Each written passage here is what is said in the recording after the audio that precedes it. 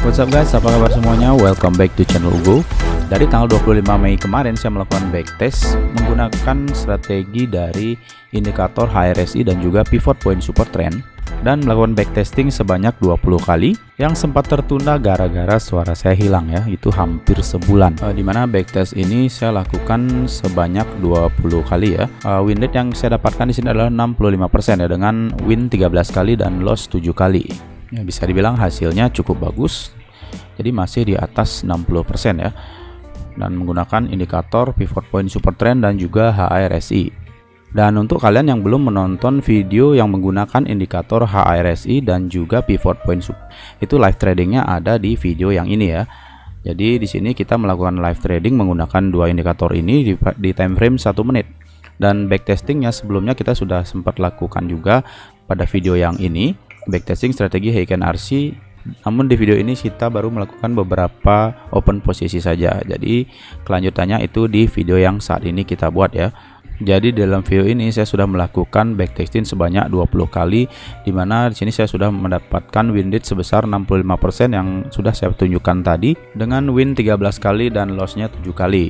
Jadi di sini sudah sesuai seperti yang kita catatkan di Excel tadi, yaitu yang pertama win, yang kedua loss, yang ketiga win, yang keempat win.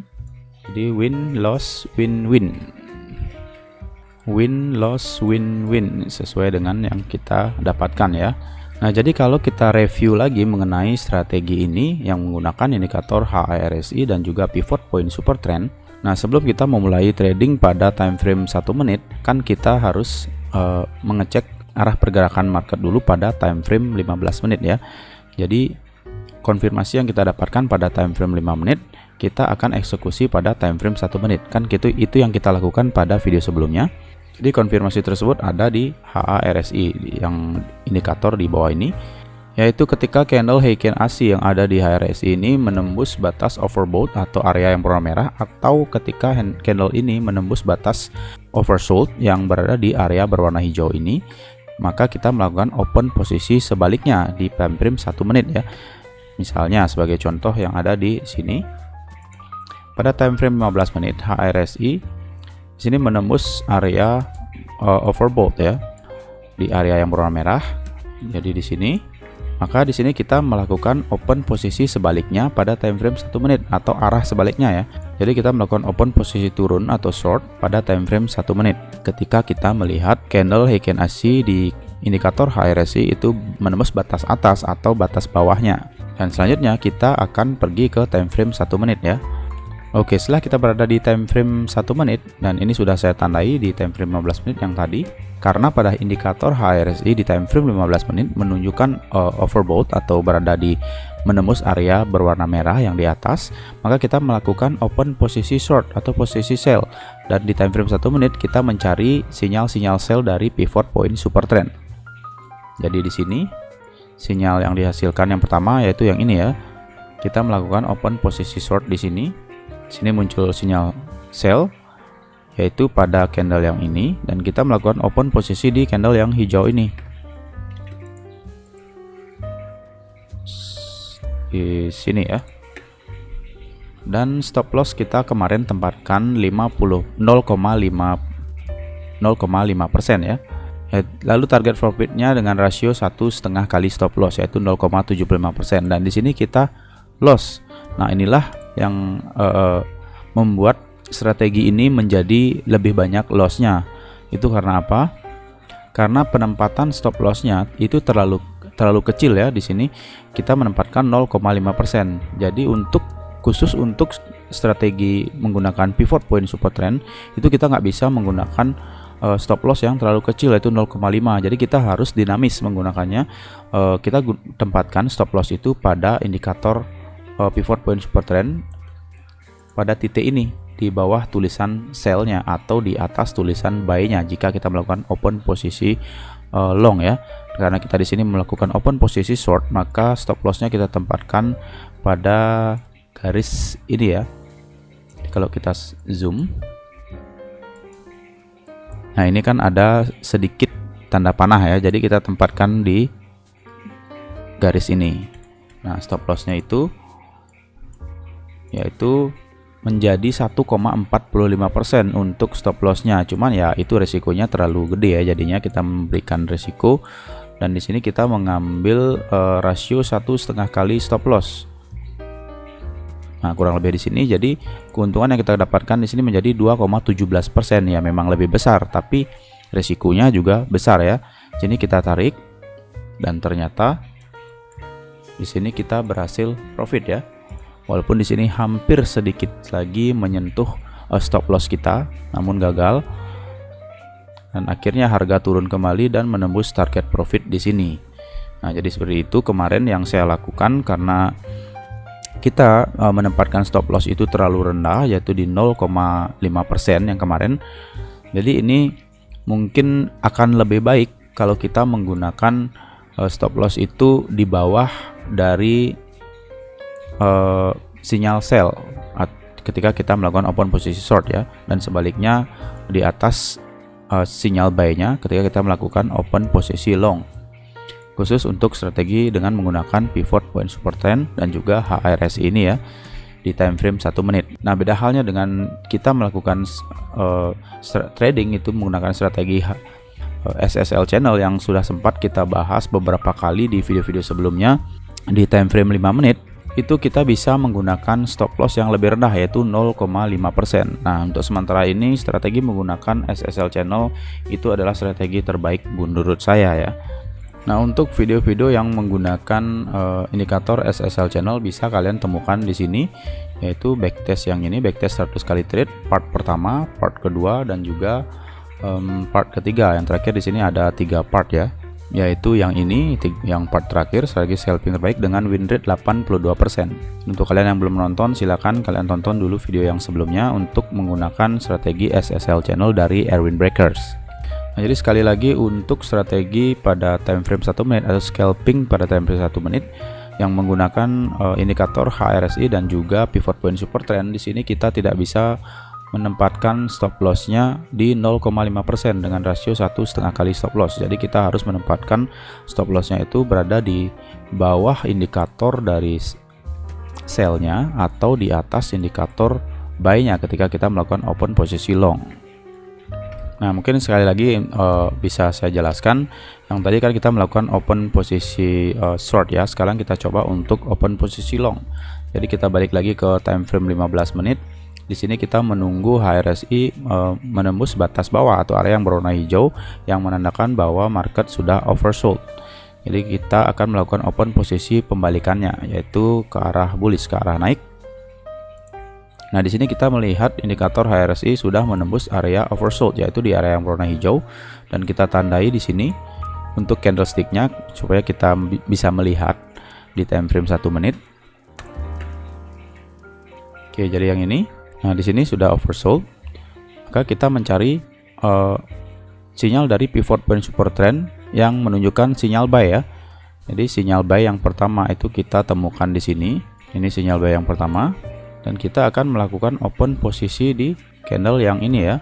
Nah, ini kan, nah ini sinyal buy-nya. Di sini ada tanda panah ke atas. Jadi sinyal buy-nya ada pada candle yang hijau ini. Lalu kita melakukan open posisi pada candle berikutnya, yaitu di sini ya.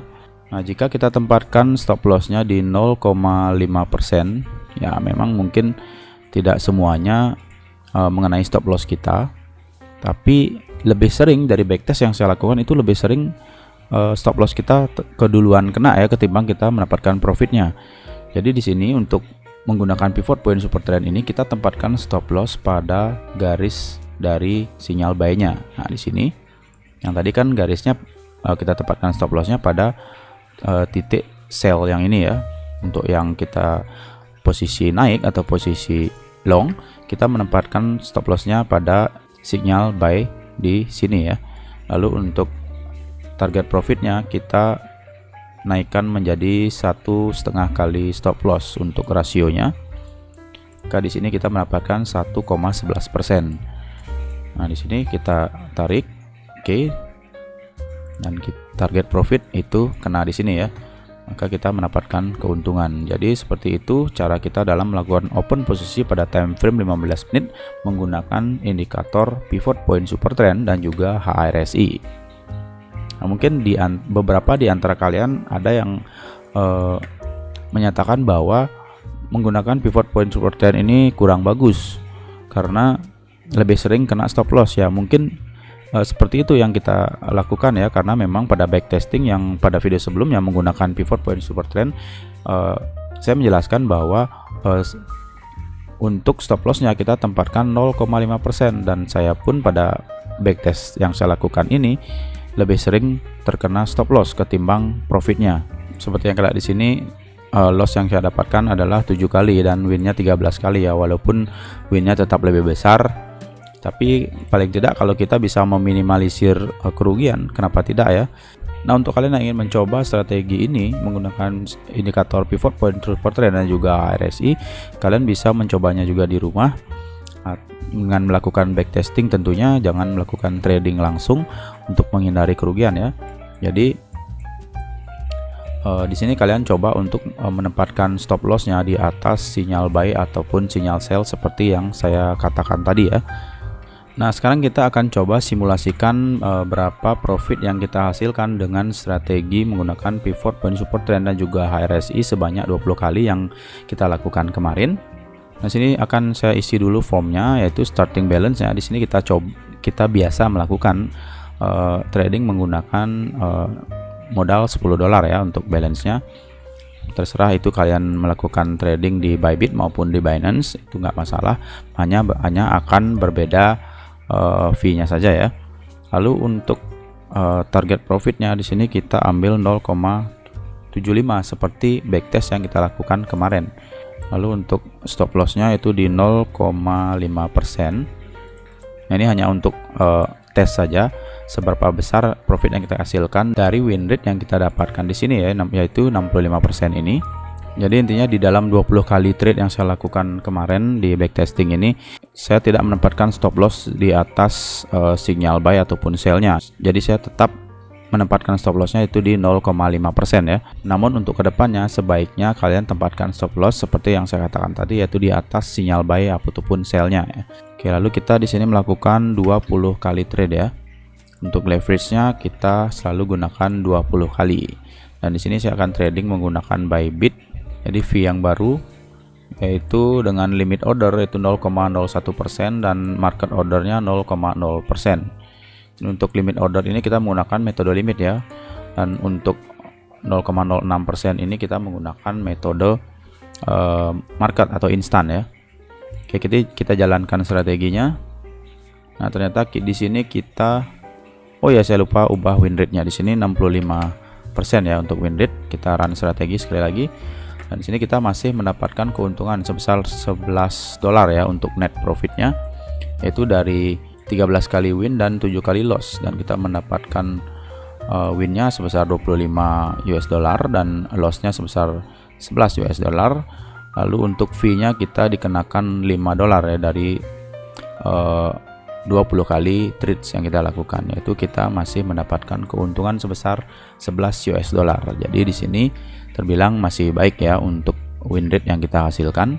Nah, jadi gimana menurut kalian? Apakah strategi dengan menggunakan pivot point support trend dan juga HRSI lebih menguntungkan daripada kalian menggunakan SSL channel? Tuliskan di kolom komentar ya.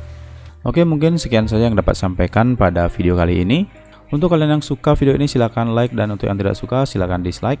Dan untuk kalian yang baru mampir di channel Ugu, silahkan kalian subscribe dulu channel Ugu atau Uang Gratis Online. Pastikan juga kalian tekan notifikasi lonceng agar kalian selalu mendapatkan video terbaru seputar trading cryptocurrency dan juga strategi-strateginya, ataupun video backtesting dari strategi terbaru yang kita dapatkan. Sampai jumpa di video selanjutnya dan terima kasih. Silakan like video ini dan tekan tombol subscribe, juga nyalakan tombol notifikasi sekarang juga.